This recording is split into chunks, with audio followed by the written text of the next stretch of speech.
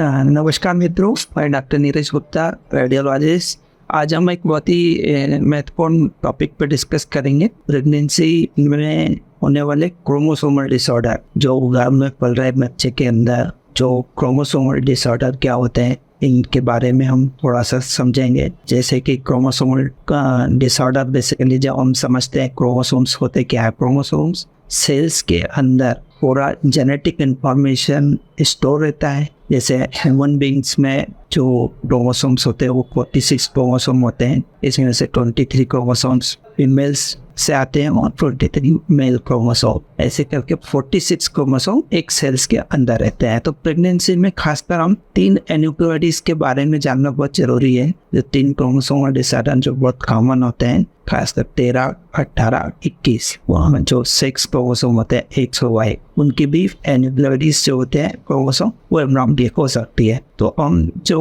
Chromosome जो अपने दिन भर की एक्टिविटीज में जो सबसे कॉमन क्रोमोसोमल एब्नॉर्मलिटी हम लोग देखते हैं, फिल्मों में देखते हैं, अपनी डेली लाइफ में भी हम बहुत सारे लोगों को देखते हैं। वो क्रोमोसोमल डिसऑर्डर जो सबसे कॉमन होता है, उसको समझने का सबसे आसान एग्जाम्पल मैं बता रहा हूँ, वो है किन्नर, जिनको भाषा में किन्नर बोलते हैं। तो ये भी एक क्रोमोसोमल डिसऑर्डर है जिसको हम अधिकतर फिल्मों में और इनमें देखते हैं। तो क्रोमोसोमल डिसऑर्डर होने से जो शरीर का विकास है उसमें बहुत सारी प्रॉब्लम हो सकती है। जैसे ट्राइसोमी 21 जिसको हम डाउन सिंड्रोम बोलते हैं, उसमें मेंटल डेवलपमेंट बहुत स्लो हो जाता है। जो IQ लेवल है वो एक लेवल से नहीं बढ़ता है और बच्चे में बहुत सारी डिसेबिलिटीज भी हो जाती है, कंजेनाइटल एनॉमलीज भी हो जाती है। तो हमारा जो प्रेगनेंसी में जो एम होता है वो इन्हीं क्रोमोसोमल एनॉमलीज को डिटेक्ट करना होता है। तो डिटेक्ट करने के लिए हम 2 महत्वपूर्ण टेस्ट करते हैं, एक है डी स्कैन और सबके साथ में डबल हार्ट। इसके आधार पे हम एक रिस्क कैलकुलेट करके इसको निकालते हैं और उससे हम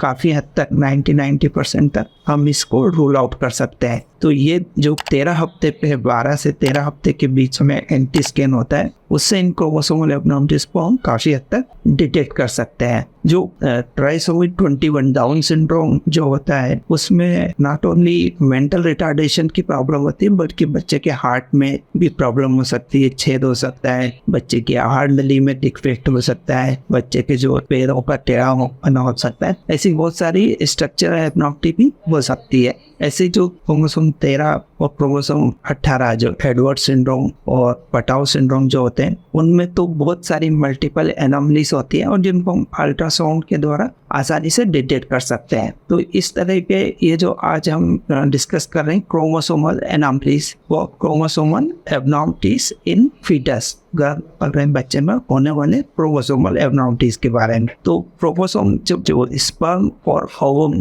के जब मिलन होता है और जो एम्ब्रियो बनता है, जो गर्भ में जो भ्रूण बनता है, उस टाइम पे जब मदर और फादर के जो क्रोमोसोम्स का जो मिलान होता है, उस टाइप पे कुछ ऐसा डिफेक्ट हो जाता है जिसकी वजह से ये सारी क्रोमोसोमल एब्नॉर्मलिटीज होती है। इनको हम किसी तरह से अवॉइड नहीं कर सकते हैं। 4 से 5% केसेस परसेंटेज केसेस में प्रेगनेंसी में ये होने की संभावना बढ़ जाती है। जैसे हम अगर डाउन सिंड्रोम का इंसिडेंस देखें तो 1000 लाइव बर्थ में से 800 लाइव बर्थ में से एक बच्चे को डाउन सिंड्रोम होने की संभावना रहती है। ऐसे ही क्लाइनफेल्टर सिंड्रोम में सेक्स एन्यूक्लाइटिस है, उनका भी लगभग 1000 मेल चाइल्ड पे एक क्लाइनफेल्टर सिंड्रोम के डिटेक्ट होने की एक संभावना रहती है। इन क्रोमोसोमल एब्नॉर्मलिटीज को डिटेक्ट करना बहुत जरूरी होता है, नहीं तो आगे जाके ये माँ के शरीर को, जो गर्भवती महिला होती है, उसको भी ये नुकसान पहुंचाते हैं, मेंटल ट्रॉमा दे सकता है। इसलिए अर्ली डायग्नोस करना